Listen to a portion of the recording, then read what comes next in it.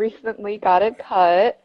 I love Hi it. Kyle, hi Chrissy, it's been so long. Hi. Thank you. It's so good. I'm really Did you eventually enjoying travel to the world to get it cut, or did you do it yourself? No, I had a friend who like we did it privately in a studio home type space, That's and great. she Mulan chopped my hair. She literally just like whoop, and then was just like, "Ooh, we're gonna do something," and I was like, "Okay." I didn't care what it looked like, Oh but then my I God, realized I I have love this it. Instagram live, and then I was like, "Oh, I have to get on camera." No, But it good looks thing. great. Thank you. Good thing it And I you looks have didn't. You okay. should shower today, right? Like that's what my thought Oh was. I was my like, God. maybe I should like do some personal grooming. two of our friends shave their heads. Okay, And I like debated that. I really I debated it. I've had basically the same hair cut and style since I was like I'm gonna say like whenever my hair grew to this length as a child it's been essentially the same. And so the thought of like venturing into like a short haircut is like alluring but terrifying to me. Yes. But every Yeah. time I see a girl with short hair, I'm like, I love it so much. It looks so good. I feel, yeah, I've been really, what's I gonna say? I've been inspired by this one YouTuber who has a shaved head and it looks so fantastic on this person. And I was like, I always do that thing where I'm like, yeah, it's gonna look so good. And then I do the same thing and I'm like, I don't look like that. But it's inspiring. It's really awesome to see them and rock it and be like, oh man, Yeah. that's so Well, cool. you're getting hearts, so that's I think you nailed it. They're all my Um, friends. Thank you. Thank so you, we're friends. so happy that you're here, and we're so happy to Yeah, see your face. it's Um, been so long. It's been a I whole year. know, I know. I still have your hat, and I I was question gonna wearing say, it myself all the time, and I'm like, you should do nuts. But it. okay, so Oh, I'll I wait give until you now to get full your permission. permission. It's on. Yes, We have witnesses, yes, and it's recorded. So perfect. one day I will travel to Toronto again and bring it to you. I don't know when that will be because I'm scared to like go to our grocery store. What if we So. just never ever return to normal and we never What? travel to Toronto Why ever would you again? say that? What's wrong with you? I'm gonna touch wood or whatever makes that karmically disappear. That comment. Uh, Yeah. Honestly, Phil and I have been speaking about visiting Prince Edward County. We were like, we should drive by, say hello from Yeah, afar. we could do a yard Um, hangout. right? I was like, you have a nice breezy space outside. I was like, maybe we do that. Maybe. Just let us know. Just Yeah. let Yes, us know. yes. So we'll introduce the program for those who haven't been on here before. Hmm. So Kyle and I run Sparkbox Studio in Prince Edward County, and it's an artist residency and printmaking studio. And after lockdown, a couple of weeks in lockdown, we were like, well, our entire job is gone, so what are we gonna do? Hmm. And oh, yeah, Brittany, bring it on. You'll have to pee outside. I can run you. And and so we thought it would be fun to start sharing some of the work that has been gifted to us or that we've purchased over the years because we have a pretty extensive art collection. Yes. And we thought it would be good to bring other people that we have like enjoyed the company of in the past on with us to talk about their art collection as well. So we could create sort of like this ongoing show and tell art gallery experience via Instagram Live. So, I really And like that's what that. we Yeah. call flat files. yeah. And if nobody understands what a flat file is, it's like a filing cabinet, but instead of being like a square thing, it's very stout. And it holds Yes. all of our paper goods. And it's one of those things that you just shove stuff into and you forget about for years. Mm. So So, welcome to Until flat files. Yay! It sounds like I guess I'm thinking about like the X Files. I'm thinking about the other shows that have been out with the name Files. we did model our logo for this show after the X Files. So, and Yes. even the Okay. tagline. So you nailed it. Okay. So Yeah. we're writing the You're same wavelength. Totally. So if you want to introduce yourself and talk a little bit about your practice, that would be awesome. Oh gosh. Okay. Just a disclaimer. I have not been on camera or talked to people, I feel like, in this kind of like official setting in so long. So pardon my.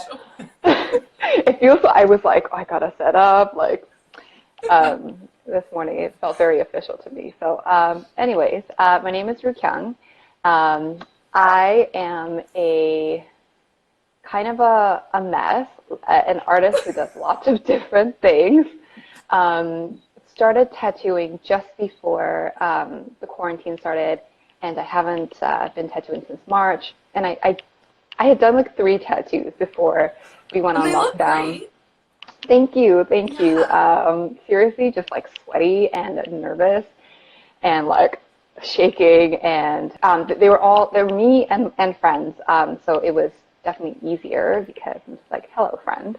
You know that I am very new at this. Thank you for gracing me with your vessel, your body, on which I can tattoo on. And so that was really great. And I have a few more friends lined up, but I don't know. I would totally get one of your tattoos. Oh my gosh. It's like the hills and the like sun setting. I really Oh like that yes. one. Those are my favorite. I think I really got into. I did one on a friend, like a sunset mountains kind of range, and I'm actually I was like, oh man, this actually turned out okay. It turned out decent. Yeah. No, that's really good. And like the line quality like translates really nicely from the work that you were doing while you were here. So when Ryookyung was with us, she was sort of, I guess that was kind of the beginning of your like investigation into tattoo land. So building kind of a portfolio of imagery, and but then you also sort of dabbled in some printmaking, and you also like kind of took the language of your work and some of the inspirations that you were looking at in a new direction also while you were here. So yeah, you were sort of doing a mixed bag, but I would say like it was all kind of within the visual arts, drawing, print realm. So it's nice to see like that beginning part last year of like, okay, this is a new pursuit that I'm really interested in getting into, and then actually seeing them on people's skin and the like just the quality of your line being so perfectly reflected. I really like them. So anyways, super excited. Thank you. If I'm being honest, I'm very nervous to go back into it. I feel like I've lost the momentum. Well, it's been like a really long transition period for you. Like, you were just getting started in tattooing, and then like COVID hit, and then it's like whatever beginning momentum you had. Yeah, it's gone now. It's gone. Yeah. And I have to. This is like a really quick little whatever. But aside, yes, English. So Phil got a sleeve, and I was able to do like little boops on his arm, these like little leaves, maybe a few weeks ago, and that was like the first time I had tattooed since March or February. So it was like so nerve-wracking. But yeah, it's kind of like it's nestled in between the artist that did the whole arm, so it looks really wonky. But probably looks great. But you're getting a whole sleeve. Oh my goodness. But it was very nerve-wracking. But anyways, coming back into what we were talking about. Yeah, now I've been getting into writing a lot recently too, and making. I know I was making the kind of zine when I was with you both.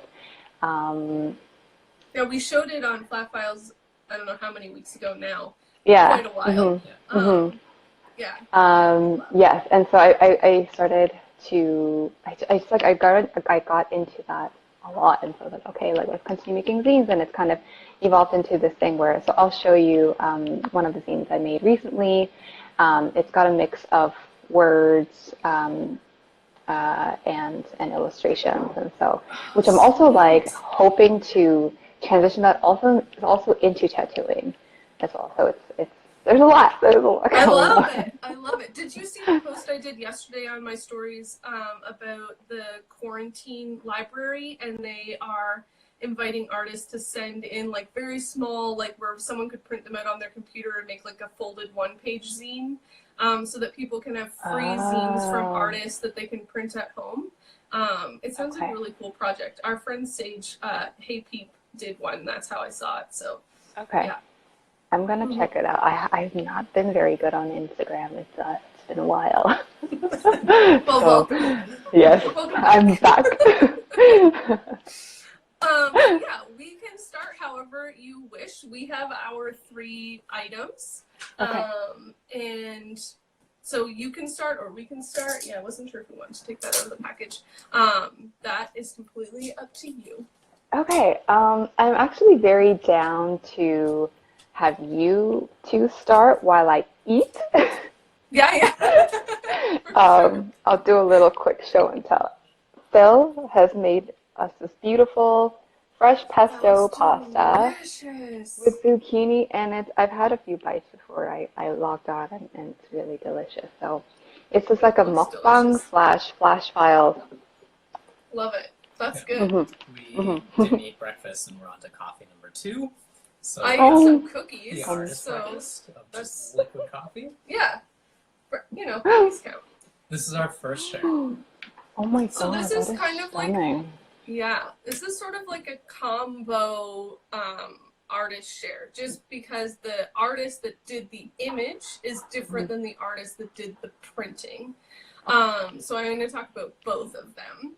I'm going to start with the person that did the actual image. So I don't know this artist, and I hope that I'm saying their name correctly. I think it's Jeannie Phan. Jeannie Phan, yes. Okay. You know this person. Okay, all right. cool. I know of this person. I've never seen the name Jeannie written, I realized, except for like I Dream of Jeannie, and it's not written the same way, I don't think. So I was like, oh, I'm gonna take a guess. But she's an illustrator from Toronto, and so it looks like she does a lot of like commercial illustration, but she also has like prints for sale online that look amazing, like so nice. Especially it seems like there's been a lot of cat imagery in the last little while, which is pretty cool. And so I just really like love this color palette and these little eyes sort of peeking out from this beautiful arrangement of botanicals. I'm a sucker for botanical image.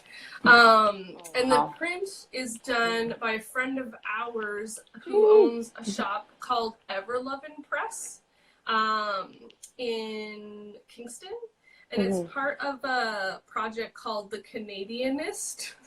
That's not the easiest thing to say. I don't think Canadianist is a word. No, I don't think it is. So it's a project where a bunch of different Canadian illustrators are invited to make images that are representational of Canada in whatever way that they see that being interpreted.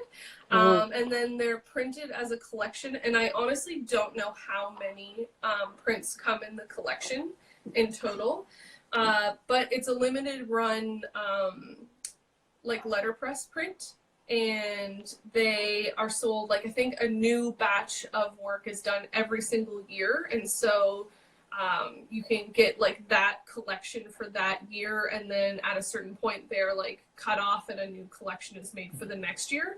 So this was from 3 years ago. Does it say the date on here? No date on the back. That's okay. But yeah, so they're all hand printed. It's like a 3-color. Yep, 3-color. 3-color print, and there's like a metallic like foil sort of element within it. And it's like actually metallic. Wow. So it's giving that kind of sheen to it. It has like a very nice little presence. Yes. Yeah. it's a gorgeous print. It's a really cool project. And yeah, they're also like relatively affordable. Like I think this guy is like $20. Yeah. Oh wow. Yeah. Yes, to affordable art. So yeah, her work is really, really good. And you can get them online, but you know, outside of like this project, she has like a whole shop on her website that I think they get printed like digitally, but still they're like really, really nice. I would like highly recommend. I was like trapped on her page this morning being like, I want all of these pieces of art. so yeah, that's our first share. Woo, thank you. I'm so sorry. Before we move on, I see my cat getting into something, and she's been eating something this whole time. Can we see the cat, or is that? Yeah. Okay. You know what? I'll take you on a little tour.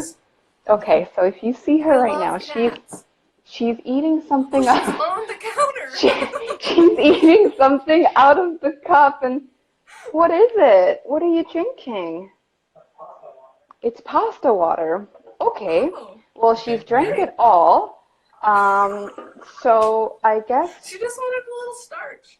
I guess she wanted a little starchy starch, and now you can get off the counter and stop drinking the pasta water. And now she is trying to get into my pesto. She wants to eat the pasta. Why didn't you make her a plate?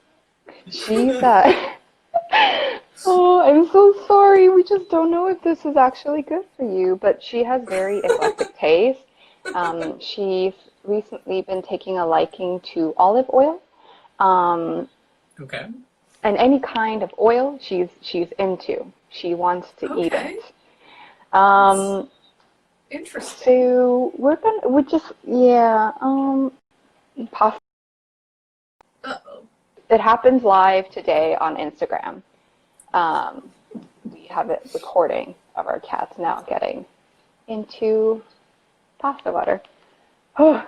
Anyway, I forgot that cats, like, because I had, like, Rico for such a long time, and then I would go to my sister's and her cat would, like, jump onto a counter, and I was like, oh yeah, cats have, like, crazy abilities to jump, which is something I had completely forgotten about with regards to them as pets.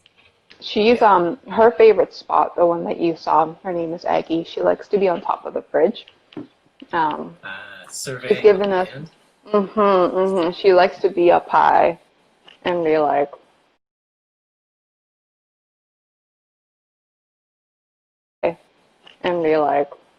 Okay, this is where I can get the most amount of visuals on food. And she will come down when she sees something that's ideal. So, like pasta water. So, okay, now we know. Yeah. All right, what's your first share? I'm excited. So I have this flash book. It's BTIN. So it's what I did with my with the zine that I made. They're called flash books. Yes. Oh. Flash book. Woo. And I was actually inspired by this specific zine, in addition to another one. And I bought this actually while I was in Prince Edward County. It was, I'm trying to remember the town name. It wasn't Picton. It wasn't Bloomfield? Wellington? It wasn't Wellington. I think it was Bloomfield. There was a pop-up shop that had a lot of indigenous art. Which they unfortunately went out of business. Oh my gosh, like permanently? Yeah. Forever? Yeah. Oh, okay. When I walked in, I agree with that response. Yeah. Yeah. But I was able to. They were there when I was there last summer, and I got a book on indigenous tattooing practices, specifically up north in Yukon, I believe. And then I got this flash book, and then I got another flash zine that was by a Toronto tattoo artist named Joey Ramona. Okay. They're a Jewish tattooer, and oh my goodness, please stay away from the food.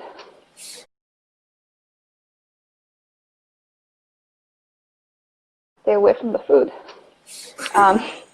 Yeah, so this is by Born in the North. They're an art collective of two twin brothers named I have their name somewhere, Christopher and Gregory Mitchell. Okay. And they are of Mi'kmaq heritage ancestry, and so they do a lot of work. They do a lot of beading work. They do a lot of cool stuff. They make T-shirts. They do beading work. They make zines. They make scarves, and a lot of the imagery is based on the Mi'kmaq, on their Mi'kmaq ancestry. So I will Cool. take you through. Yes, love that. Oops. Yeah, zines. I agree with all Yes. of those exclamation points. Yeah, also I just want to say hello to everyone who joined. This is super cool. Yeah, your crew is great at giving hearts. I really Thank you. Yeah, see, I just love it. It's such a simple action that brings me so much pleasure. Oh, I like that. This page I like a lot. Yes. Cool. Yeah. Yeah. Also, just those gnarly fingernails are great. Yes. Oh, sweet. So cool. What does that say? This says Lake Lives. Take lives. Take lives? Okay. Yes. I was like, Lake Lives doesn't make. Yeah. I don't know if that. It's just about fish. Yes. Take lives. Oh, I'm very curious, actually, if these have been tattooed on anybody. I'm very curious. Maybe I'll reach out to them, say hello, and be like, "Hello, these tattoos are amazing. I'm wondering if they exist on people's flesh." Yeah. This one says "Out for Blood," which I love. It's very dark. It's so dark. Yeah. I love these skeleton hands. Hmm. It's so perfectly simple too. Oh. Yeah. And I love that moves. Oh my gosh. I watched a video recently of someone who's not, doesn't live anywhere where there's moose, seeing a moose for the first time, and it's caught on video. And I remember the first time I saw a moose and how shocked I was at its size. Oh my god, moose still terrifies me to this day. They're very scary. This one says water protector, and this one says land protector. That one's giving me real Looney Tune vibes. Yes.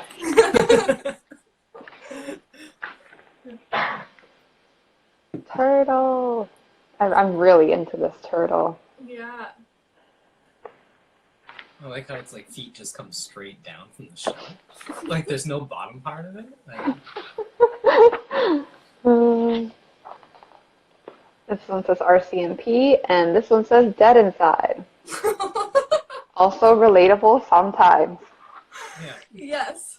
I love this one. Also kind of cartoony. Yeah, totally.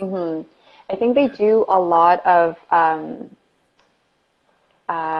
I'm losing the word here, but when they combine pop culture, with indigenous imagery, specifically to the Mi'kmaq people. That's really cool. Yeah. That's a yes. great What an awesome flashbook. I love this so much. So how does a flashbook work? Would you bring that to a tattoo shop and say, I want something from this book, or do you, as an artist, supply them to tattoo shops? I guess if you're giving your Chrissy work and I out, have 0 tattoos, so we've always wanted tattoos, but we've been too poor to get tattoos. I also feel if I took your the flashbook we have of yours to a tattoo artist here, I would feel kind of weird about having them tattoo your work.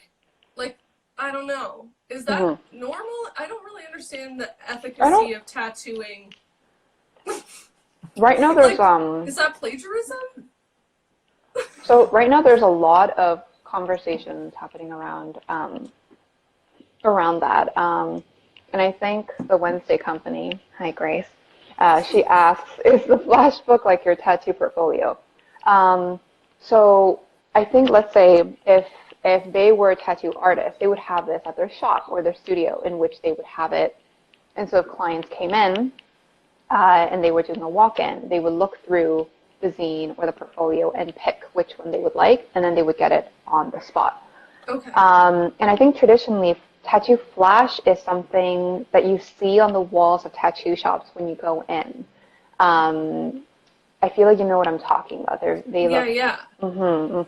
and that's also, that works in a similar way, that you go in and you'd be like, oh, I like this snake, or I like the heart's mom tattoo, which is very, yes, it's a very classically American iconography. So they're also repeatable, which means they're kind of on everybody, hence the, like when you go into a shop and you see something like that, you're like, oh, I've seen this on other people. It's because they're not something that is usually customized per person. But I know that now things are a little bit different. I think when artists have flash on their Instagram or like on their portfolio, they do it once, and then they might do it on somebody else, but with changes, or make changes to it. So I think it depends on artist to artist. And I know, just based on the tattoo artists that I follow, they would not appreciate if you took their flash work, and if you bought their flash theme, they would take it to somebody else near where they live and be like, hey, I want this. That's what I assumed. Yeah. Yeah, that's sort of my understanding of it. And a lot of tattoo artists, especially artists who might have spent a long time honing in on their specific style that you might not really see anywhere else. It's kind of, I thought it was sort of like an unspoken rule, but I think a lot of people do make it a point to say, hey, like, don't take my work to anybody else. That's disrespectful. So. Mm-hmm. That makes sense, and I'm glad to hear that, because I feel like that's like a whole world of mystery to me. That's fair. I made a tattoo for my sister, and it was the most intimidating thing I've ever done, and I don't think I'll ever do it again. Although we do have a friend that's like asked us to, and I'm like questioning it because I really like love him and it would be fun, but I'm also like, it's so scary to be like a painting. They can be like, I'm bored of this, I'm gonna take it down and maybe sell it at a yard sale. Okay, this is our next share. It's sort of large and reflective because it's in a frame. Okay. So this is by Stanzie Tooth, and Stanzie, if you watch this later, we know that this framing is very tight, but we wanted to frame your work, and this is all we had. So we apologize for doing a bit of a, bad art situation where we cropped it.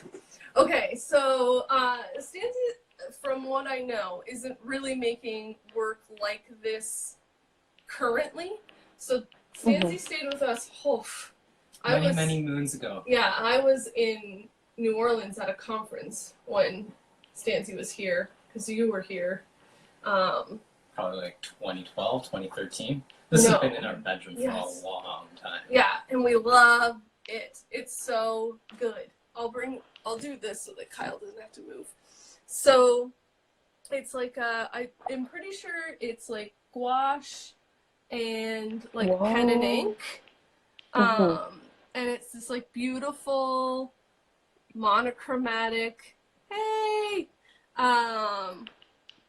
forest sort of swamp scene. So at the time, a lot of Stanzie's work was kind of landscape focused. A lot of it was landscape, and like often taken on these monochrome tones. And so like there'd be ones that would be like more green toned or red toned, and this one happened to be in that blue tone range.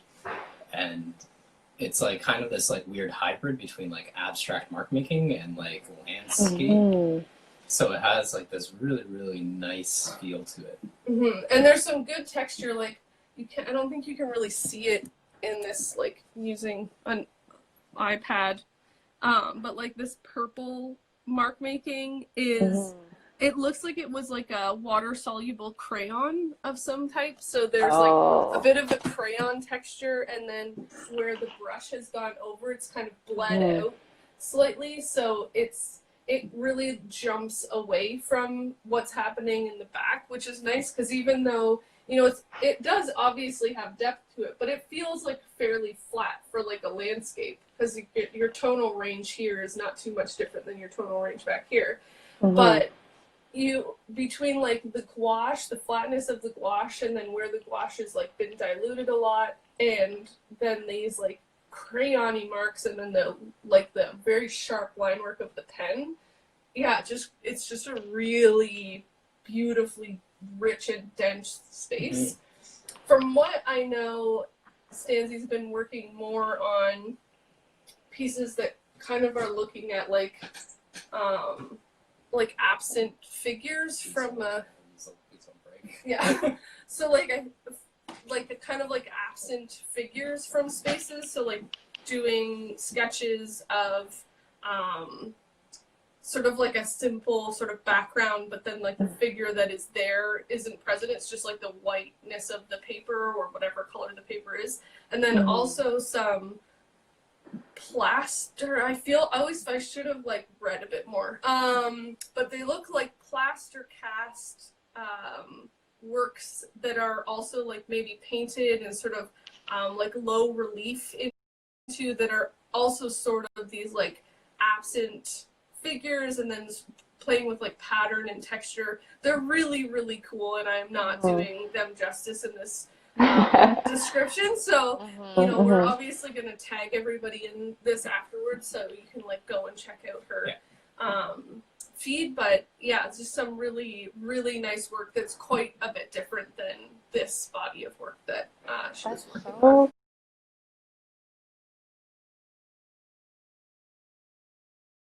That's so cool. Like I love the way when you see someone's work and how it evolves and like where it goes, and you kind of see like the different phases. And I remember like in art school I had this sort of backwards idea that you have to be like consistency is key, and you have to have work that like defines you. And I thought that meant like you had to have one thing that defines you. And I remember kind of feeling really boxed in by that. But it's so cool to see you show this work and then describe something that honestly feels completely different. Oh, it is. Yeah, it's so different. That's so cool. Yeah. I felt the same way in university, where like I had to like write an artist statement before I could make any work, and that work had to be like this, like, I don't know, answering the universe, and it had to be transcendental, and you're like, and I've realized now, no, that's not how art works. You make what you want, and like as you grow older, you evolve and it changes, and that's cool. Yes. And it doesn't need to answer the secrets of the universe. No. Yeah, your work doesn't need to say the same as like when you were, 23 or whatever. Yeah. Yeah, and the work that I did in university and the work that I do now is so different, and I think I think it would be cool if that was celebrated more, and I hope that we can celebrate it more, because it's you're marking your growth, you're marking your change, you're marking the things that you've learned and putting that into your art practice, and that's so cool. Yeah. I completely agree with that. Definitely. Yeah. So. Wow. Thanks for sharing. Oh, wow. Stanzie's new work. All right. What's next? All right. I realized I did I picked all zines. I guess I'm in a zine craze. So I'm very excited for this next one. This one is by Studio Hap and Sang-mi Yang. So it's a collab by a French-Korean artist named Sang-mi and Studio Hap. I met them actually in Toronto. She tabled at the Asian Zine Fair last April, and I got to meet them for the first time. And this is where I bought. French-Canadian? French Korean. I believe they're Korean, and they were working out of France in Paris. Oh, out of France. Okay. And so Studio Hap had traveled all the way from Paris to Toronto to table and to hang out with some of the friends that they have in Toronto. And it was such a blessing to meet them and to talk to them. And I felt like we shared this like instant kind of connection. And we hung out afterwards, and it was really, really, it was such a surreal experience to meet somebody for the first time and be like, hey, like I have some other friends who are tabling here, like you want to go grab tea later and like have dinner. And it was just such a surreal experience. I've never experienced that before, where I like meet somebody for the first time and like, let's go hang out. And it was awesome. So so Studio Hap, I believe they put the book together. And so if you see, you can see like the edges where they glued the papers together. So it's like an accordion style book, and it's double-sided. I guess I'll go. Yeah, oh my God, like it's so stunning. And I take this out every once in a while to take a look. But it's in French, so it's Quelle état couleur. Sorry, my my français is no good. No good. Mine either. So. But I'm pretty sure this means like, what color are you? And it's very sex positive. It's very body positive. Something that I've been really struggling with, and this zine has really helped me to, I guess, examine that in like a new way. These remind me of Egon Schiele. Yeah. Yeah. Like they're really, but like super gay and colorful. And I don't know if you could see.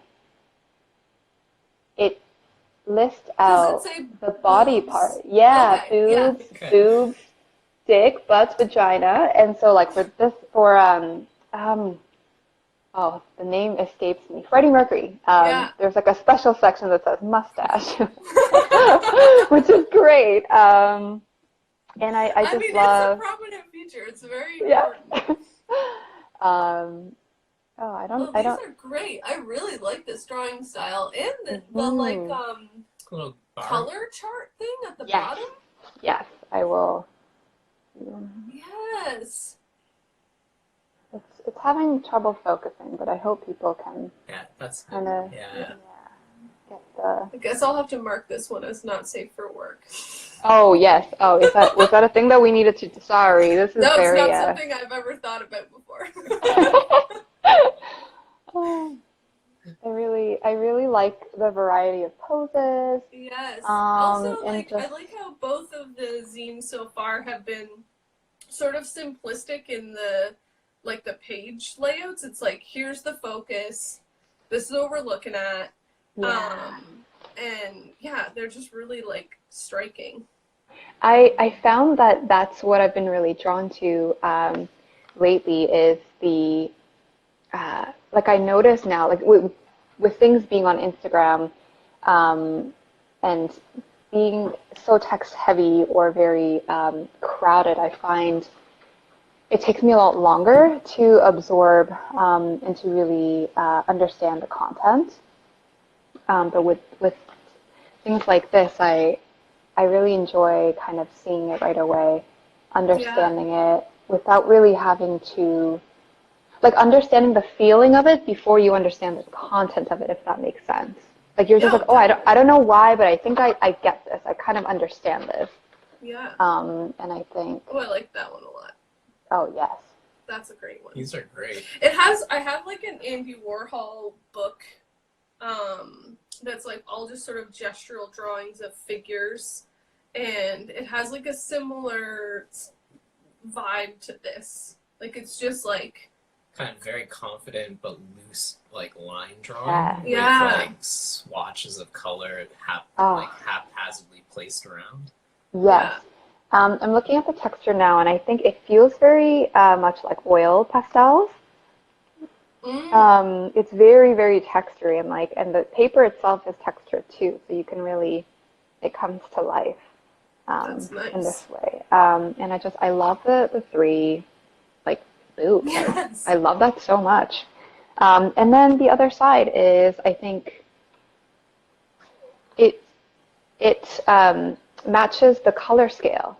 So then this is red, and the face smiley is red, and then it starts to slowly get explore all the different colors. Oh, that's so nice. Yeah.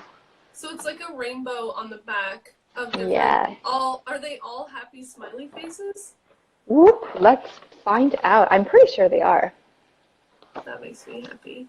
Yes. Yes. Oh my goodness. We keep going. It's starting to turn a little green. Ah. This is lovely. Yeah, we were saying that too, Leanne. There's like definitely that sort of similar drawing. Yeah, I guess it's just that like confident. I think that like having that ability to draw sort of in like an ugly drawing kind of way. But it's yes, just it's not so, pretty. Like it's not meant to be cute like, or beautiful. No, it just there's so much feeling gets emoted through that, which I really like. Oh, that's a great book. Yeah, yes. Yeah. This is one of my prized possessions. That's fantastic. Yeah, and it's so cool because like it's not, I think, visibly like at first glance, it's not. I guess like traditionally beautiful or pretty, but there's so much beauty in it through the strokes, through like the looseness of it, and that's something I'm drawn to so much. Sort of that like it's everything in one. It's colorful, it's messy, it's stunning, and yeah, the spectrum. I love that, and it's so colorful. I'm a sucker for anything that's super colorful. No, I totally agree, and I like what Leanne said about it being like raw. That I think is also something that's so gripping about it too. Yeah. Nice, I like it. Okay. Bye. Wait, are they still here? Oh, okay. They have to sound off for a bit. I thought they were gonna log off. But anyways, ooh. Let's see what we can do here. This is our. I think is the light on better or light off? So this one is a little sculptural piece by Soyeon Kim. She's Toronto-based illustrator. She does a lot of children book illustrations. And our next love letter video is to her. So I wanted to give a little preemptive show and tell. So, I mean, this isn't exactly what her work looks like, but she does these awesome dioramas.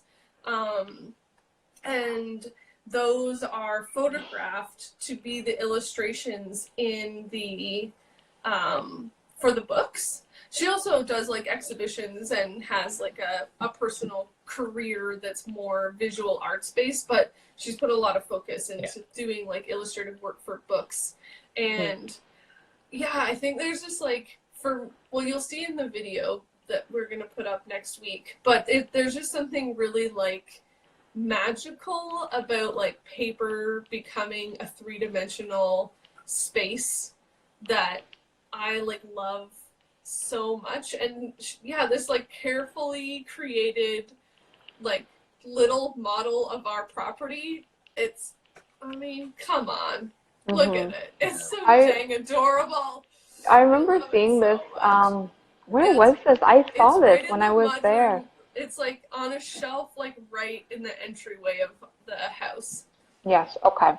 So I remember taking a look at this and just being like, oh my god, hey, this is the studio. It's just like, I just think it's fantastic. And she just makes these like beautiful, dreamy spaces that are, they're quite tiny. And they're in these boxes, these kind of, I shouldn't say, they're not all very small, but, the ones that we saw were quite small. Like 1 foot by 1 foot by 1 foot, like, something that like you could pick up in your hands, right? These little nice dioramas. Yeah, and just like layers of watercolor paintings that have been like painstakingly done and then like cut out by hand and then suspended on like strings. And it's just the labor. But there's like material consideration that I really love. Like I love paper, but like I often like when I get paper samples, I'm like I don't know what to do with this weird like textural paper. Miniatures do. But like like the grass is like one of these fibrous papers that would be terrible to like print on, but as like a paper cut, it's absolutely beautiful. And same with like these trees. Cool. Like the trees are actually like they feel like a little bit of like a vellum. And so they have like a transparency to them. Right? Which is allowing you to like see the branch work that's in the back. So like this is one piece, and then what you're seeing through here is another watercolor paper that's on the front. There's so much consideration that went into the choosing of the paper for each kind of element. Yeah, that's so cool. It's just such a perfect reflection of like who she is, and like this was like something she left for us, and the like love and time and little bits of detail. I don't know. It's just really fabulous. Yeah, that's the I love that view. That's so cool. So yeah, so young. Nailed it. I like this little guy. It's gonna go back to living on the shelf downstairs. Yeah. Yeah. Yeah, it's one of the ones that we didn't have to find frames for. So, like yours, it's like we have like a bookshelf with like a zine folder. People can, so you're like, this is easy. I know exactly where you're gonna go. You have a spot. You will be viewed. I mean, not right now because nobody's here. We view them. But so yeah, that's our final share. We're excited to put that video up. So you can see a little bit more of like what the work that she does on a regular basis feels and looks like. Oh, thanks for sharing this. It's stunning. I was just like looking at it and I was like, hey, those are the two windows I used to look out of while I was there. Yeah. It feels so much like there's life inside that little house, and I'm just like thinking of mini yous being in there and like them hosting, like they don't know about quarantine, they don't know about COVID, so they're hosting people. And that's so cool. Oh, that's really nice. I like that. In an alternate dimension. Time. Yeah. So the last one that I have is my zine. Yes. And I printed this with risograph. You might have seen it. I perused it on the internet. Yes. This was, I guess, sort of a collection of all the drawings I've done, and some things I've been writing actually since last August. So after I had left Sparkbox, did some traveling. I was doing a lot of observing and writing things down as I'd felt, and that sort of eventually made its way into this a collection of tidbits of things I've experienced and seen. And so I think it's very appropriately called chogakbo, which is a Korean word for Korean patchwork. So it's chogakbo is a it's textile work, and it's essentially it was created out of a necessity because of a lack of available like sheets of fabric. So what people would do, and I am no historian, I'm just trying to recall this from the best that I remember, but people would sew patches of scrap fabric together to create like a bigger sized fabric and a pattern, and that would eventually, I think a lot of people used it to make, I forget the term, but now it's used as like to wrap your food. If you're giving away a gift, or if you're going to somebody's house, you have it wrapped in that to bring. Again, I would encourage people to look this up afterwards because I am terrible at being accurate with things. But the term is chogakbo, so it's not written in full in Korean, but it's sort of the acronym that's on the front page. Sweet. And this photo was taken when I was in Korea in 2015. That my friend, we took it on a toy camera, one of those like plastic toy cameras called, they were really big in New York when I was doing school there. It's called lomography. And so you have all these like hippie kids buying these toy cameras to take photos. And yeah. Sweet toy cameras. Yes, toy cameras. If I had one here, I would have definitely showed it. But yes, this is a collection of drawings, questions, observations, and dreams. It's not really in any particular order, but I was just trying to intuitively put things together in ways that I just felt was like, okay, no, this feels right. This feels like it belongs there. Oh, so good. Thank you. And it says, I am sometimes scared of who I've been. And this, I think, was one of the first drawings I did when quarantine started, and I was very, very feeling stuck and sort of upset with myself, and was like, oh, it was just one of those days where I was like, I am going to be mean to myself, and I'm going to talk badly about myself, but why don't I do that through drawing, just like, meh. And it became this sort of like, lovely. I showed this to one of my friends, and he was like, it's so angry, and like I could feel that anger, and I was like, yeah, it needed to go somewhere. Multiple, like I'm seeing like 2 or 3 faces in this. Yes. Okay.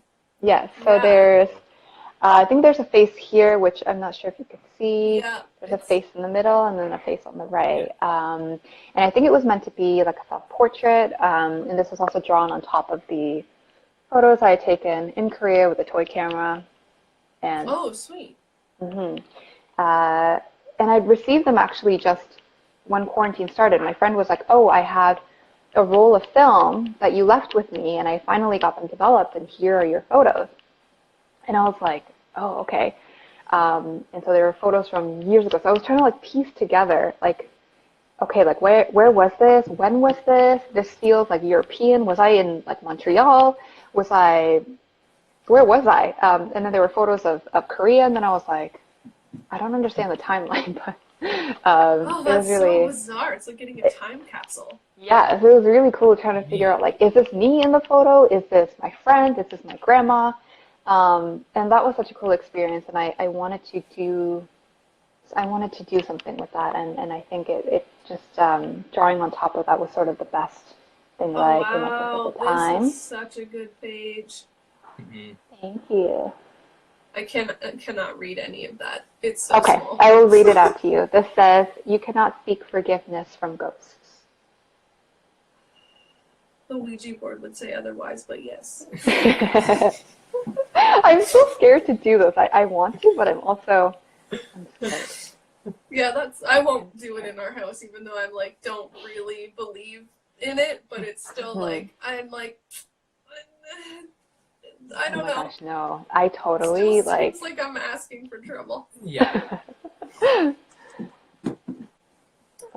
one doesn't have any text, but again, it's the same sort of juxtaposition, collaging of, I'm loving your drawing style in this publication.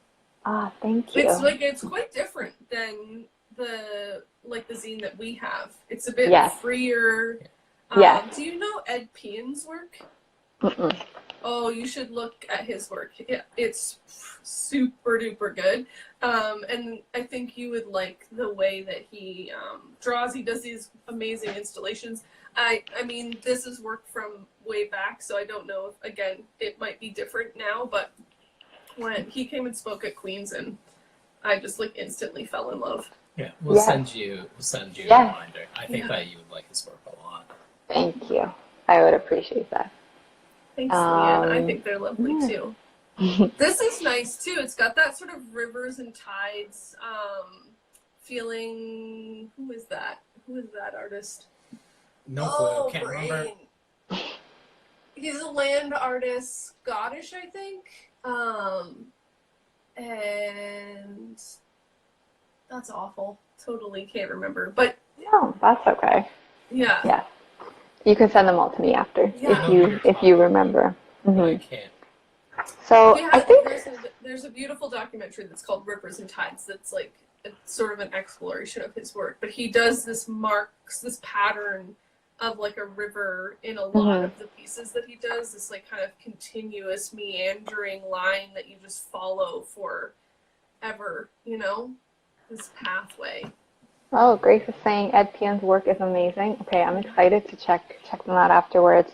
I think so. I'm actually thinking that now the illustrations were mostly in chronological order, but the words that I've put in were not. So, okay.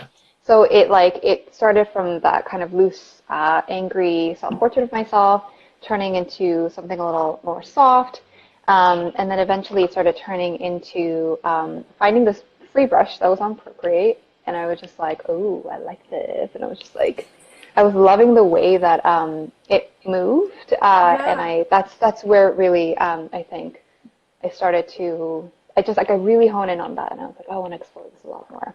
And this one says, "The air feels thick with memories I've yet to gather." Oh, that's lovely. Oh, it's so nice. Can you buy this? Is this for sale? Yes, it's for sale. It's right now for the month of July. I have my work up on Flamingo Market. Don't know what that is. flamingomarket.ca.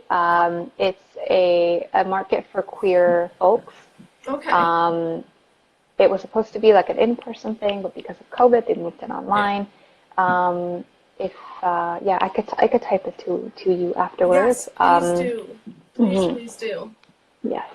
And also this is printed with risograph. So a lot of the images that are not black and white, so like this one, for example, is four colored, using the sort of risograph equivalent of CMYK. Actually, if I'll also send you.